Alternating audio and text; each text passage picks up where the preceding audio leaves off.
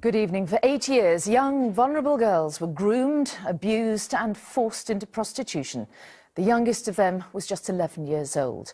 Today, 7 men were found guilty of charges involving rape and exploitation. The gang plied the children with drugs and alcohol using properties in the Oxford area. When one of the girls went to the police for help, she was ignored. Tonight, the Thames Valley Force apologised for its failure. Juliet Bremner's report contains some of the evidence which you may find distressing. 7 men who were today convicted of inflicting unspeakable abuse on teenage girls, some as young as 11. Grooming, sexually assaulting and trafficking the most vulnerable children in Oxford, treating them as their slaves. It's shocking. It's sexual atrocities. It's torture, some of it. You know, in fact, you can't repeat it. You can't put it on television. You can't write it down. The Cowley Road in Oxford was their hunting ground. Often victims were playing truant from school. Invariably, they were in care or came from chaotic or dysfunctional backgrounds. The girls craved attention. First there were compliments and gifts, then alcohol and a regular supply of cannabis and cocaine. Several became addicts. The victims used the drink and drugs to numb the pain.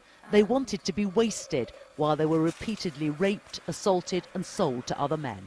I'm just calling to report what may be an emergency. It's just in Oxford. Right.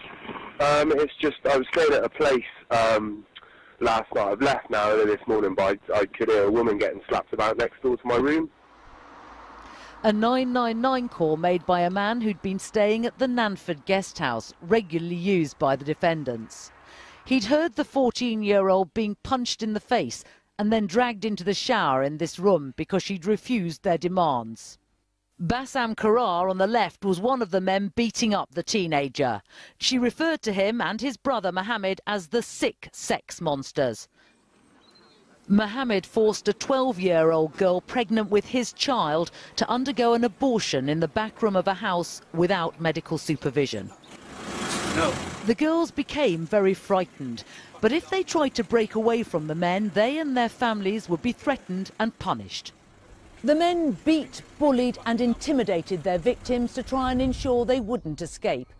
On one occasion, a girl was brought here to Shotover Woods for failing to do what she'd been asked. When they got here, the men threatened to cut her head off, saying, "This is what we do to pigs, we slit their throats." After they'd finished abusing her, they left her here alone, in the darkness, vomiting and crying.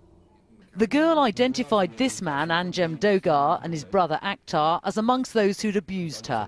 He told the police it must be mistaken identity. Like, as I said to you, I've got a big family as well. Everyone knows my family, like me and my brothers around the area, you know, around the Cowley Road. Yeah. All the Asians know each other. Yeah. I don't know if this girl's from the social services or whatever, like. The police were aware that underage girls were being abused.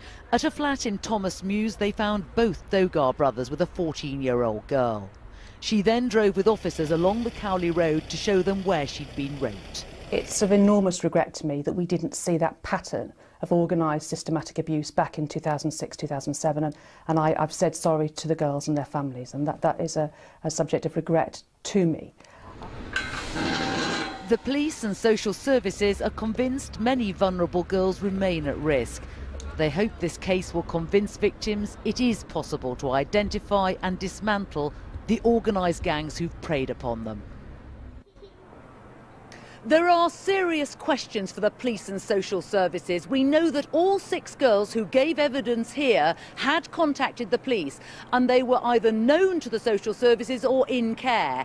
Oxford County Council says it regrets not moving earlier, but there is now an urgent inquiry to try and establish why it was or how it was that these girls were lured under the eyes of those who were supposed to protect them into the arms of these evil men.